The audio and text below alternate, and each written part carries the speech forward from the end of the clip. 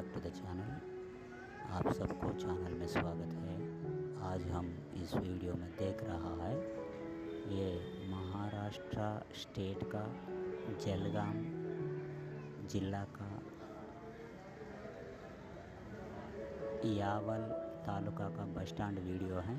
इस वीडियो को आप लोग पूरा देख लीजिएगा, लाइक कीजिए, शेयर कीजिए, सब्सक्राइब कीजिए। फिर मिलेंगे और एक नया वीडियो के साथ।